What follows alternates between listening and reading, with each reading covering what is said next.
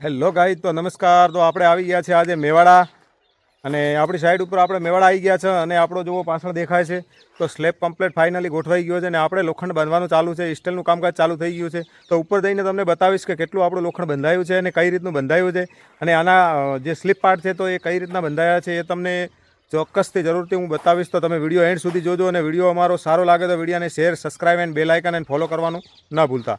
તો ચલો તમને બતાવી દઉં। તો આ રીતનો આપણો સ્લેબ ગોઠવેલો છે અને એને આ રીતના આપણે એના સજા કાઢેલા છે, જે 3-3 ફૂટના આપણે સજા કાઢ્યા છે આ રીતના। પછી આ રીતનું આપણે એનું એલિવેશન છે અને આ રીતનો ઝરોખો છે તો તમને થોડો નજીકથી બતાવીશ। તો જોઈ લો, આપણો ઝરોખો કમ્પ્લીટ ફાઇનલી ગોઠવાઈ ગયો છે અને ઝરોખાના સજા છે જે આગળ છે તો આ ગોળાઈ છે, તમને ઉપર જઈને હું બતાવું છું। પછી આ સાઈડમાં છે તો સજા છે અને આ મેઇન ગેટ છે, મેઇન ગેટનો ઝરોખો છે। આ સાઈડ આ રીતનું આપણે સજુ એનું આપ્યું છે 3-3 ફૂટનું। તો ચલો હવે તમને ઉપર જઈને બતાવીશ કે કઈ રીતનું એના અંદર આપણે સ્ટીલ બાંધ્યું છે અને કઈ રીતના એના સ્લીપ પાર્ટ બાંધ્યા છે, કઈ રીતનો બીમ બાંધ્યો છે અને કઈ જગ્યાએ શું આવશે તો એ થોડા વિગતવાર પ્રમાણે સમજાવીશ। તો એન્ડ સુધીમાં જોતા રહેજો। તો મિત્રો, આપણે આવી ગયા છે સ્લેબ ઉપર। તો જો આ રીતનું અહીંયા સજુ છે, આ રીતનું આ સાઈડમાં છે। પછી આ રીતના આપણે આ સ્લીપ પાર્ટ જે છે ઝરોખાના, તો એની અંદર આપણે આ રીતનું આપણે એલિવેશન એન્ડ ડિઝાઇન આપ્યું છે। પછી આ એનો કોલમ છે ખૂણા ઉપર, તો એને આ રીતના આપણે ફર્મો એનો બનાવ્યો છે ડિઝાઇન એલિવેશનનો। પછી આગળ આ રીતનું ઝરોખાની આગળ આ રીતની ગોળાઈ આવશે। તો કોમેન્ટ કરજો કે કેવું એલિવેશન થશે। પછી આ જે બીજી સાઈડમાં છે કોલમ, 2 કોલમ ઉપર ઝરોખો છે, તો અહીંયા પણ આપણે આ રીતનું એલિવેશન આપ્યું છે।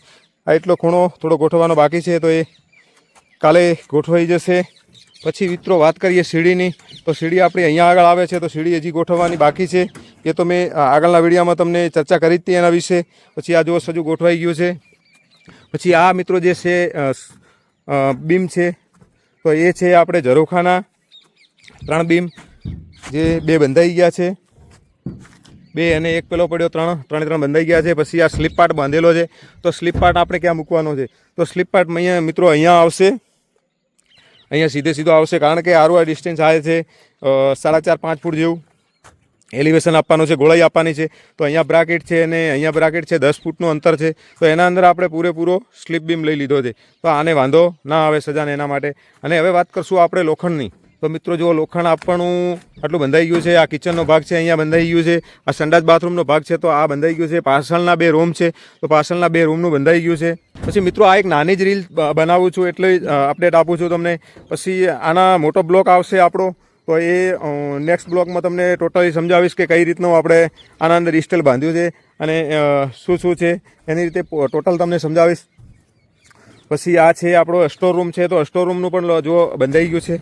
એના અંદર આપણે એક્સ્ટ્રા ટોપ વગેરે બધા બાંધવાના બાકી છે, તો તે તમને હું સમજાવીશ આપણો જે મોટો બ્લોક આવશે તેના અંદર।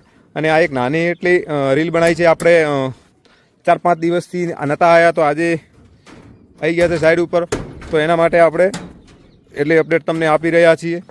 પછી આની વાત કરીએ તો આ પૂરેપૂરો મિત્રો આખો હોલ છે, 1, 2 અને 3 ગાળા છે, તો આ રહ્યો હોલ છે।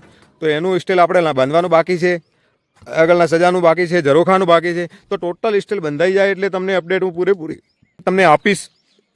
તો અમારા નેક્સ્ટ વિડીયોને જોવાનું ના ભૂલતા। તો ચલો, જય શ્રી રામ, મળશું હવે આપણે નેક્સ્ટ બ્લોગમાં।